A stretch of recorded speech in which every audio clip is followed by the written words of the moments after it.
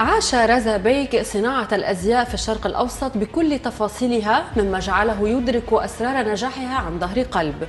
ورغم تواضع البداية عام 1993 مع تأسيس فرع واحد لشركة سبلاش في مدينة الشارقة، إلا أن الاسم اليوم أصبح يلمع كالذهب في منطقتنا العربية.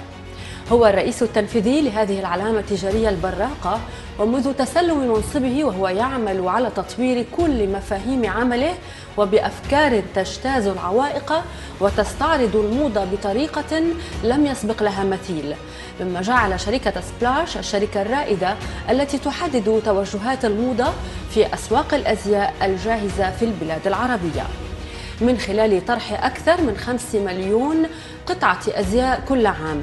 تقوم فلسفته كما فلسفة سبلاش على استكشاف أبرز خطوط الموضة التي تأسر حواسك بمجرد أن تقع عيناك عليها، وهو الأمر الذي جعل كثيرا من الفنانين العالميين يحلمون بالمشاركة في تنفيذها. يقول رزا: أحيانا ما تكون أبسط الأفكار وأكثرها وضوحا هي الخيار الأفضل، ولا تكتمل الرؤية الإبداعية لديه إلا مع إصراره على برامج السعادة التي يطرحها لموظفيه ويطورها برؤية استراتيجية تهدف للتوازن بين الحياة المهنية والشخصية. رزا بيك لا يستسلم بسهولة، وهو الذي يستمتع بالعمل لتحقيق السعادة وليس لتحقيق النجاح، بل إن النجاح وقتها، وكما يقول هو دائما سيكون نتيجة منطقية لذلك العمل الرائع الذي يحمل بين تفاصيله روعة سبلاش الاستثنائية. أهلا بكم مشاهدينا في هذه الحلقة من للرواد فقط عبر قناة حواس. أهلا بكم مشاهدي للرواد فقط عبر قناة حواس في هذه الحلقة مع رئيس مجلس إدارة سبلاش وإيكونيك، وهما علامتان تجاريتان في مجال الموضة والفاشن، وأيضا هو المدير التنفيذي لشركة لاند مارك جروب. معنا مستر راز بيك. How are you, Mr. Raz? I'm very well, thank you. Our interview will be in English and you will translate it to Arabic.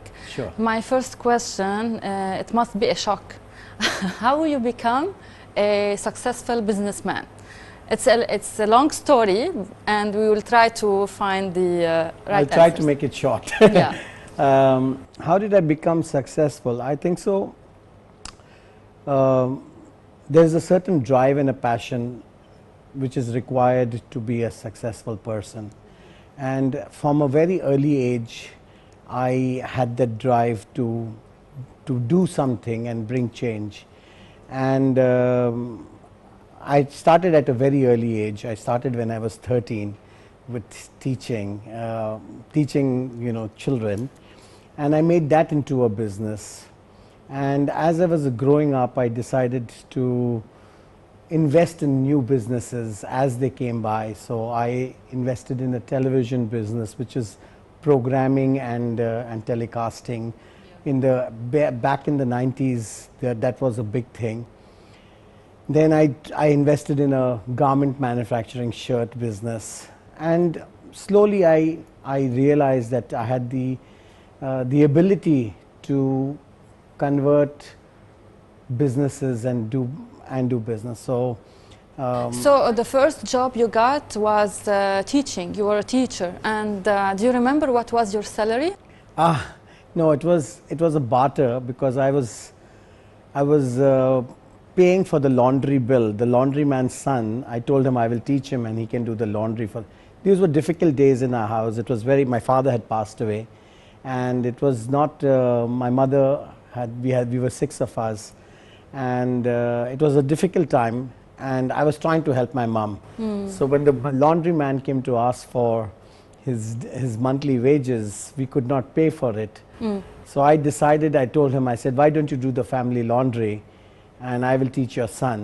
And he agreed, and that's how my profession. So it was a barter deal. It was a barter deal. His monthly bills was about 30 or 35 rupees, which would be about 2 dirhams in today's day and age. So it was very, very low. Yeah. But I think so that's where I developed the skill of teaching. Yeah. And then the fashion was in your passion Fashion came to me by default. Was it a talent or no? I don't know. I don't think so. I never thought fashion was my calling. And it's only when I came to Dubai and I started, I was hired as a store manager for Splash. And it was the first Splash store. And I think so within a few days, I realized this is the business, a business which you can take money at the end of the day. You can be around beautiful clothes, beautiful people. I loved the business and I decided that's going to be my future. That's how I decided fashion is my calling. What did you يعني how did you think there is some يعني factors must be in you to succeed? See, because I was naturally I was very passionate about whatever I did. One of the things which I do is whenever I get into anything, I completely dedicate myself into that activity. So if you notice, I did teaching, I did cable business, I did shirt manufacturing, I did many small things, and touch wood, in all I did, I excelled. And today when I look back, why did I excel? I think so it was because I was giving very clear focus to that, and when I get into the job, I zoom into it. Yes. And I think so that's made the difference. So when I came into retail, I thoroughly enjoyed it to start with. So you are a workaholic? You can call me a workaholic in the way that I enjoy my work, and I can work if it required 15 hours, 18 hours without a problem. Of course, I don't work 15 hours anymore, but when we started Splash, for the first maybe 10 years, yes, average working hours was 15 hours. Averagely, I used to work 14, 15 hours a day. Today, of course, I work. You had ambition. I was very ambitious. You had target. Ambitious. No, I never had a target. No. If you ask me, I never had a, people ask me, did I have a vision? I said no. Did I have a target? No. I just kept doing. You work spontaneously. I work spontaneously. From your heart. Exactly, and that is where it becomes, that's why big businesses become successful. In 1993, when we started Splash, yes, there was BHS, there was JCPenney, and there was Sana. These were the three big brands which were there. And there was another brand called Fashion Way. Most of them are not there today. But H&M still there. No. Some people say that you are in the same boat. No, you see, we are two different brands. We cater to the similar customer. H&M caters to a very young, aspirational value customer. We also cater to the same, but we both have our own customers. Why Splash is different? Tell us. Why is Splash different? Because I think so. One is we understand the regional customer. We understand the Arab customer really well. Because we were here for the last 25 years, we have understood their taste, we have understood the culture, we have understood their dressing senses, we understand which colors work with them, what kind of embellishments work. So we cater to the Arab consumer. And over the years, when we started designing Splash, when we started designing Splash, we were very clear about it, that while we want to be international, we want to have the local flavor. We have not to forget who our customers are. So while designing, we are very, very conscious that our consumers are Arabs. And how did you make this difference? And did you have any obstacles to study the market or to have sustainable strategy or sustainable fashion? When we started Splash and Dera City Center had just started in 1995, 1996, I used to spend 2-3 hours on every Friday in the coffee shop, sitting down and having coffee and just watching the customers go. So that's where I learned what the customers wear. That's where I used to take inspirations, which colors they're wearing, what kind of styles they're wearing, what do they wear. So this is the first time that you are creating brands that follow the people, not the people follow this brand, People follow fashion, whatever, it's good, bad, beautiful, tasty, not tasty. So 20 years ago, there was no internet.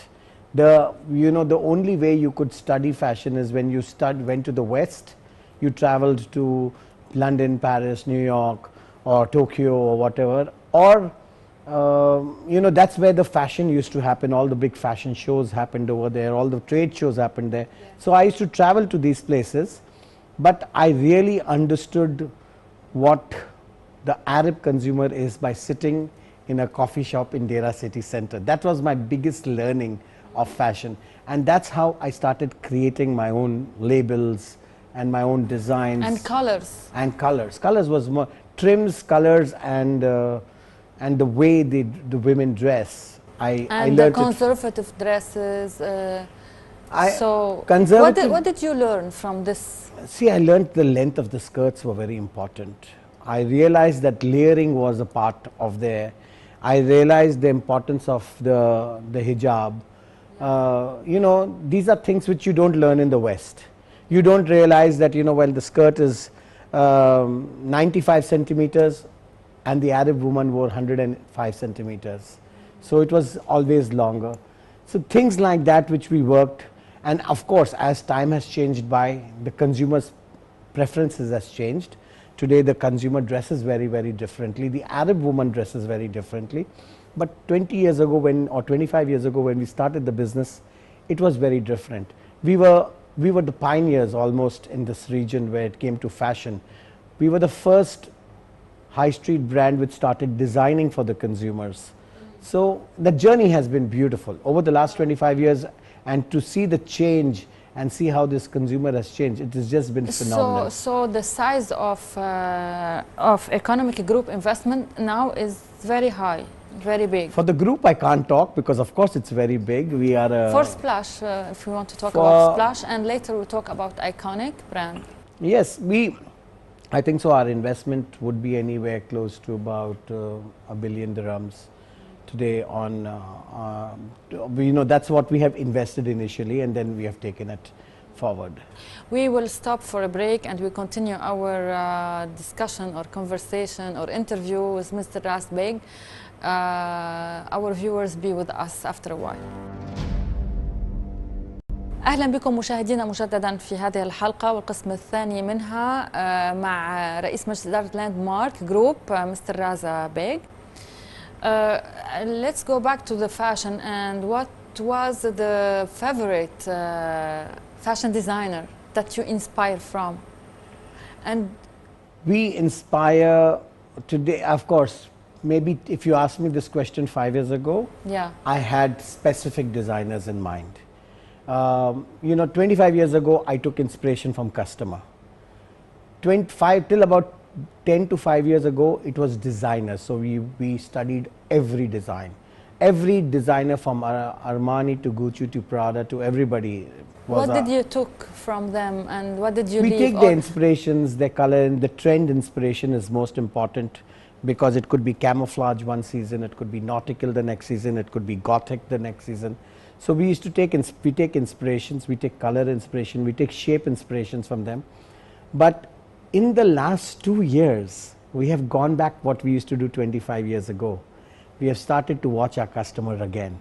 Yeah, because you want to be more specified to the consumer. And yeah. So today, do you think that colors and clothes reflect the personality? And now we are seeing you wearing.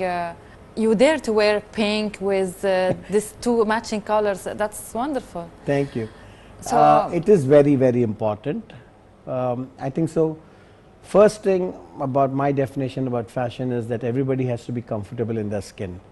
So if you are comfortable in a long skirt, I'm great. If you're comfortable in a mini skirt, great. I don't judge.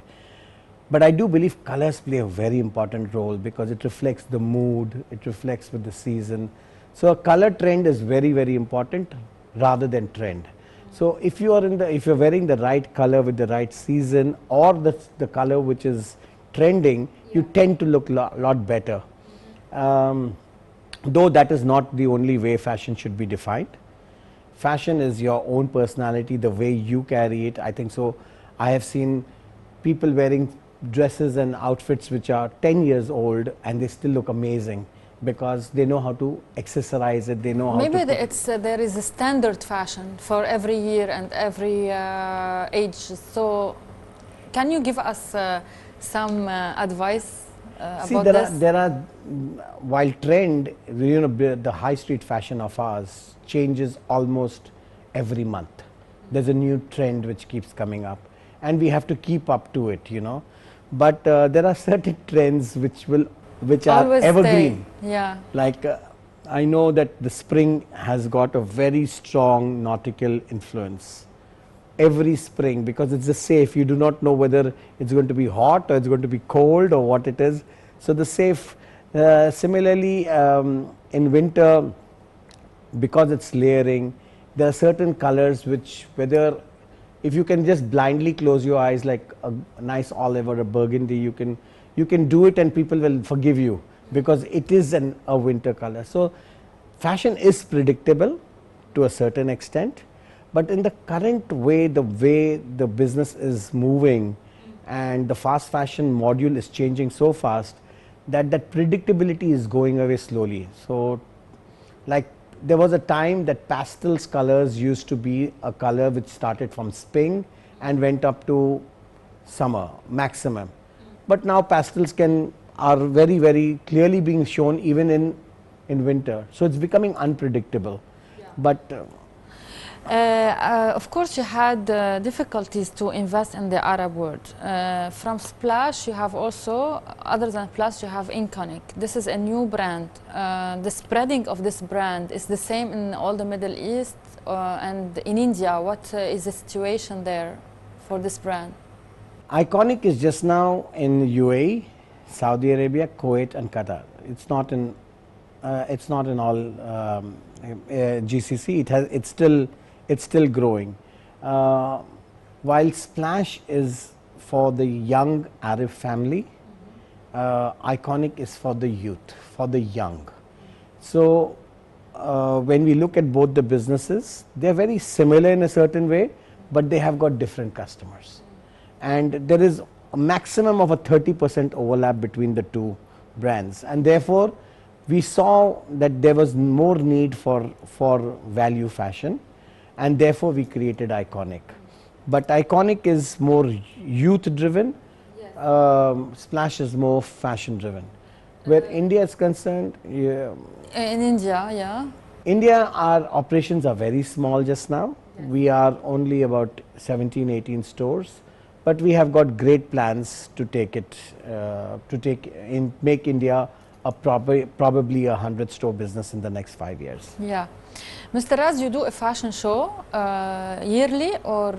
We do twice in a year. Twice in a year. Why you do this? Because there is a big competition or what? No, in the market? We see what happened. Actually, I have a process of listening to my customer, and one of my customers says, when you design so much, everybody historically thought that we buy our merchandise from wholesale or we buy from trade shows. 96% of Splash merchandise is designed in-house. Yes. We have about 50 designers, and we have been designing, but people never knew that we are designing for the consumer. Yeah. So to make the customer aware that, or the media aware that, we design our own collections, we decided to have a fashion show. The reason we do a fashion shows, the reason we do very high profile calendars is because we want our audience to know that we have the creative ability, and we are true to, but we only design so much because that's our price bracket, so we don't. But if I want to sit down and design, and if I want to give a brief to my designers, I can make dresses which are for 20,000 dirhams, put the Swarovski crystals and make them beautiful dresses. We are capable of doing that. But the haute couture, you mean? Haute couture. We don't do it is because that's not my market. So we were talking about the fashion show. You have been chosen before Nicole Saba as ambassador or the image of your brand, and Salman Khan. What are the criteria that you follow to choose celebrities? My celebrities we have selected only because on the mass appeal. Salman Khan is a very, very mass name. We did a research, and we did a research across various nationalities, and he came right on top. He also was a friend of mine because I work with him in the business. So the collaboration, he's a household name. You know, the Arabs all know Salman Khan really well. They see his movies. Yes, and he's an icon in acting. Yeah. He's an icon. He's a been there star. for. He's been there for very long. He's one of the. He was rated in the top 10 most good-looking men in the world. So we thought, why not him? Nicole Sabah, for the same reason, she's very, very popular. We were actually starting our Egyptian operations. Our stores in Egypt were opening. We needed. Of course, Nicole is very recognized in the Arab region, but also we needed a person who could. Who is influential more in those new markets. Yeah, so you choose for the 2018 new ambassadors, or for 2018 we have actually 2017 selected. Who do you have now?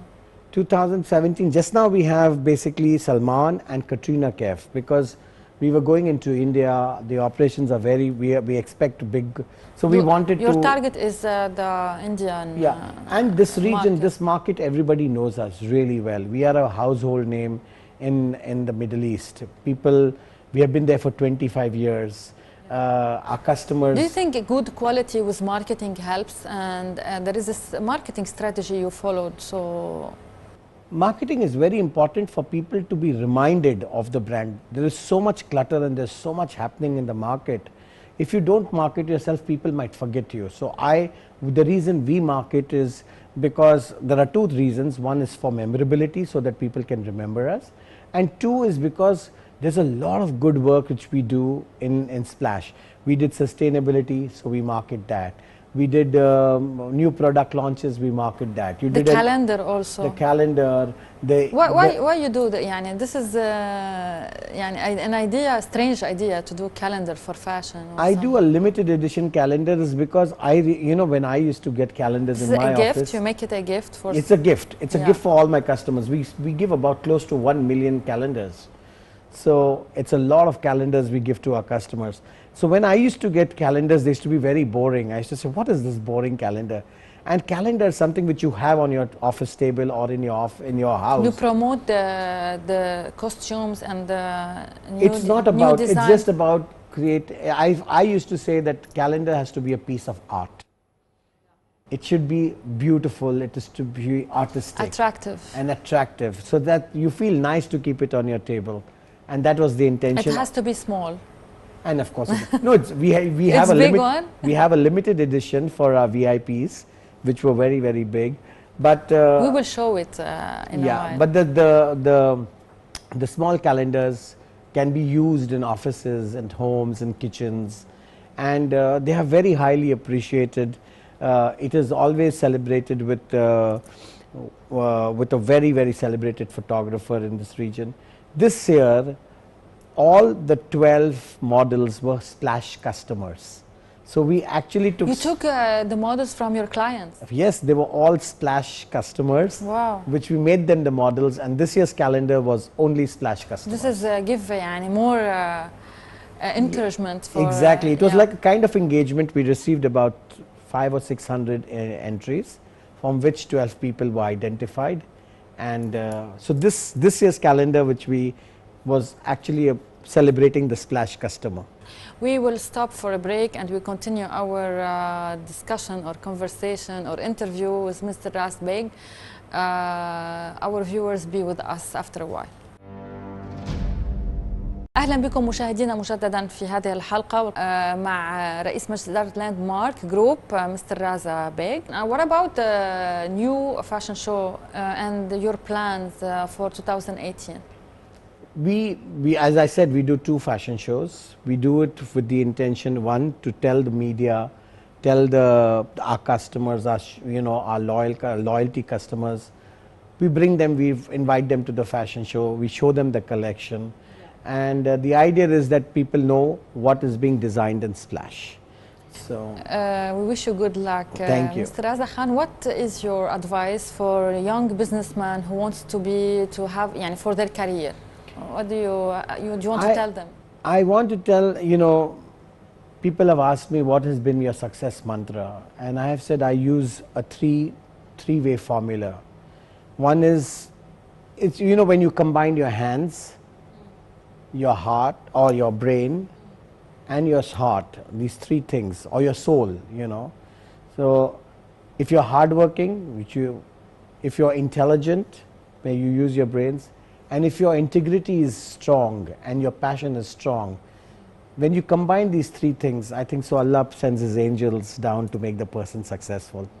So always work very hard, always work very intelligently, yes, and ensure that your integrity is, you are giving it your full best. Allah will make you successful. Hope so. What does money means to you? Money and fame, the combination of... It means nothing. It is an artificial high. It does not, it provides you security, but it does not necessarily give you health and happiness. And so money can buy you artificial highs, but the reality is that if you can go to bed in the night and feel that you have made a difference and sleep peacefully, you're successful. Yeah. Anybody says, I have got too much money, I've got so many cars, it's very shallow. Yeah, it's superficial. It's superficial. Mr. Raza Khan, also people ask about how do you spend your time other than the work, in your, what kind of hobbies? I have little or no. When I started working at a very early age, so I didn't develop any hobbies. I like my work. I'm a very, very simple man. I spend a lot of time with my family. A nice shisha, watching with television is my great pastime. Yeah. But I do socialize. I go out with friends and. Shisha is some icon in India. It's well known in India. Shisha. Yeah, so you have this. You do this because you have done it in India, and this is what you... I have not done it in India. I used to do if you look at my ancestral photographs of 100 years old, my families, I have noticed that everybody had a shisha. So my uncles and my grandmothers and my grandfathers, they always had the shisha at the side in their photographs. So I think so it comes with me naturally. But I have always been a shisha fan, and I didn't smoke so much in Bombay. But yes, once I came to Dubai, what Dubai means to you, really, in business and on the personal life, in your... I think so. It is one of the most vibrant and the most... it's one of the best cities in the world. I travel everywhere. Yeah. And maybe 10-15 years ago, when people asked me what's your best city, I would sometimes say London, I would say sometimes Hong Kong. Yeah. But in the last 10 years, when people have asked me which is your favorite city, I say Dubai. Not because it is home, because it is safe, it is secure, it's clean, it's progressive, it's forgiving. It's a very, very dynamic country. The leadership is just fabulous. And I think so whatever we are at some stage, I do believe it is because of the leadership of UAE, because they're so progressive and they're constantly bringing change. We do the same. Mr. Raza Khan, also about your personal life, you spend time with your family, and of course there is someone in the family who gives you the push in your life. I think so it's my mom. My mom was my driving force. When people ask me as a young man, what are your desires or what are your dreams, I used to always say, I just want to ensure that my mom is the happiest woman in the world. And that used to be my prayer. Every night I used to pray that Allah make sure that I can keep my mom happy. And today when I look back and I decide and I think about it, I think so within that one prayer I asked thousands of prayers. Because if you want your mom's happiness, your mom wants to see you happy, progressive, grow, rich, travel. I think so. So my entire life was revolved around my mom's happiness. Your mom lived with you, as I know. Yes, she passed away the last 2 years ago. Oh, but I saw an interview. I'm very sorry. Yes, and I think so. My dreams and my aspirations have always been for my mom, not for me. Yeah, this is how life goes on after we I used to think that I could not live without her, but I think so Allah has his ways of making things happen. And what did you teach your children at home? And what you are you influencing them to do like you? Is there يعني what? How do you describe the relation at home with your family, your wife, your kids? My children, I have a very simple dialogue with them. I said, you do whatever you want to do which makes you happy, one. And two, there is rules. That's the one rule, that whatever you want to do, what makes you happy, please do it, whether it's work, whether it's education. And the two, I would not forgive you if you're not a good person. You need to be kind-hearted. You need to be a person who is ready to listen and indulge the family. And for me, Be Nice is a very, very important program. So I use that Be Nice program in Splash, which is my family also, at home, with my friends, with my relatives. So if anybody is not nice, I don't. So that stays with my children also. If I find my children at some stage obnoxious, I would distance myself from them also. And what about your relation with your employees in the company? I have a very, This is your second family? It is, no, I think so it is my extended family. I don't even call it, I think so it's my extended family. I am very, very happy that I have a very, very loving team. We have been rated in the best places of work as in UAE we were number 3 as companies, all companies, and the number 1 retailer for best places to work.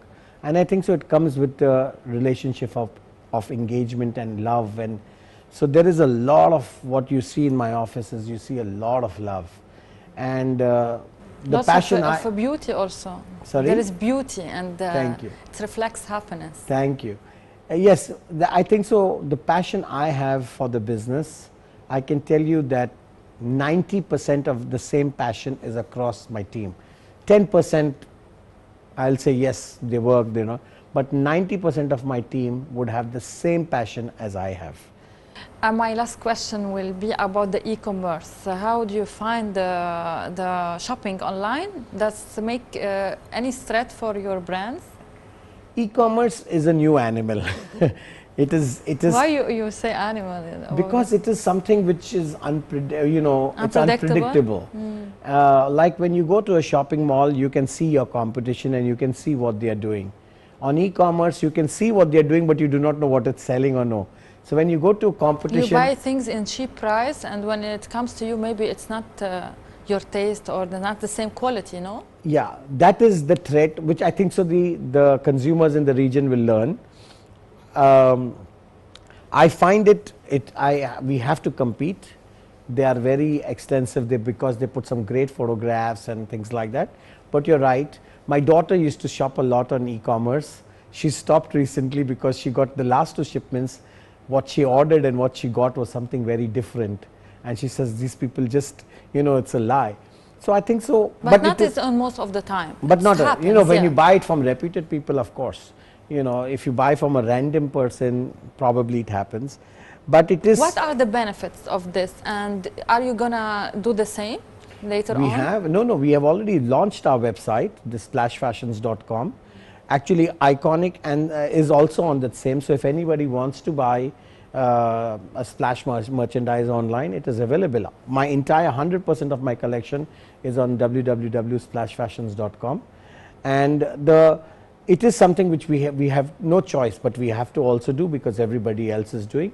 But I know that this region enjoys shopping as an experience. To see the materials. They like to go and touch and feel. There's an emotion in shopping in this region. So I do believe, while it is a threat because it does take a market share, but it is not something which I need to lose my sleep on. I'm not worried about e-commerce. So I am also going to compete on that same platform. So I have launched my website, but it is not something which is threatening to the brick and mortar. So the mall culture will stay, at least in my lifetime, it's going to be there. And your customers. And my customers are going to be there. I'm very, very very thankful to my customers. They've been very forgiving, they've been very loving. And they are loyal for And the they're brand. very, very loyal. And that is what, and I think so the reason we keep changing our collections and keep doing better is because of that love and that loyalty our customers have given us. So it's going to stay like that, and the best of Splash is going to come. I thank you so much, Mr. Raza Beg, CEO for Splash and Iconic. I wish you all the best and the luck. Thank you so much. Thank you for this coming to lovely the office. Thank you. You are most welcome. مشاهدينا الكرام، نشكركم على حسن المتابعة، ونلتقي بكم في الحلقة المقبلة من للرواد فقط عبر قناة حواس. إلى اللقاء.